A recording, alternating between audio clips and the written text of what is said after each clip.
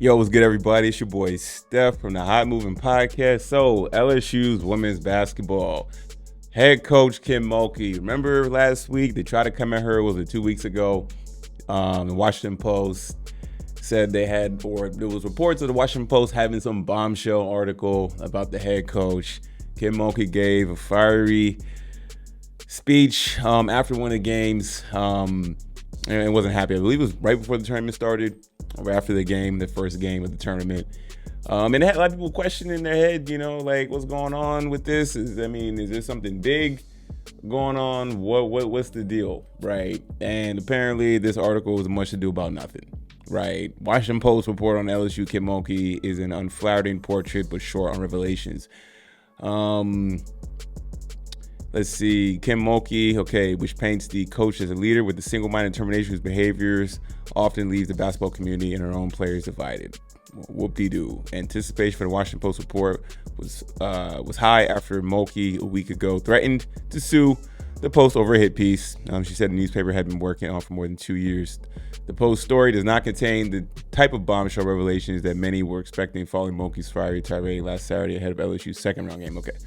Instead, it paints a picture of a coach whose brash manner and tendency to hold a grudge make her one of the most polarizing figures. It sounds like any other typical winning head coach, right? You can do a hit piece. You can do a hit piece on John Calipari, on Jim Calhoun, the former coach of UConn. You can do one on Mike Krzyzewski, the former coach of Duke. You can do one on Roy Williams, the former coach. Listen, man. Yo, is it because she's a woman? And I'm not going to sit up here and try to make this a sex thing, but at the end of the day, it's just kind of where's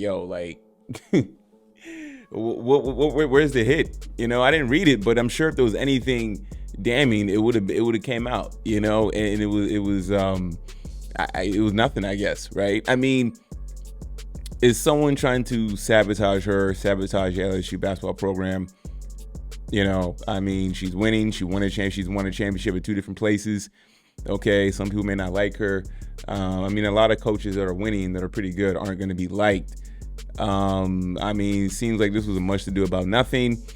It seemed like this was buy the rumors, sell the news, build the hype up for this story, and nothing comes out. Listen, man, Washington Post, I know they've been in the journalist media industry for many, many years, but at this point, what is journalism at this point? What is it now, right? Is it attention grabbing headlines with no real substance in these articles, right? Just to kind of put Kim Mulkey down,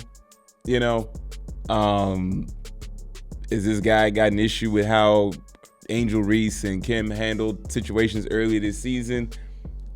Nobody knows, right? But it was enough to get Kim Mulkey irritated, and you can see why. Because and later this article says that LSU and Baylor did not comment. The school was not feeding into it, right?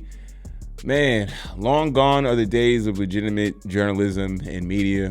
Fine, if you really had real information, you don't need a statement. You can ask Kim Mulkey for a statement. She don't give it to you. But if it was damning, it's like, cool. We had plenty of people who worked on her staff, players, all this, all these other things. That would have been enough. But apparently, no, nothing, right? All it is single-minded determination whose behavior often leaves the basketball community and her own players divided. What does that even mean, right? When you're a winning coach, you are going to have a standard. You're going to have a discipline. You're going to have a structure. It may not be everybody's cup of tea. I'm sure some players, some staff have gotten rubbed the wrong way, but ain't nothing criminal happen. Ain't nothing salacious happen. It was weird. And then, it's funny that the news of the story getting out now is not as big as what was anticipated.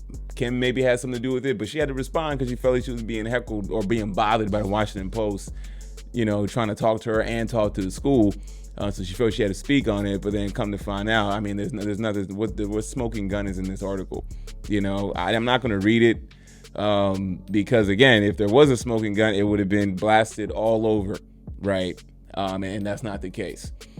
So yeah. Anyways, y'all let me know what y'all think about all this, man. Thanks for watching. Please like, subscribe. I'm out.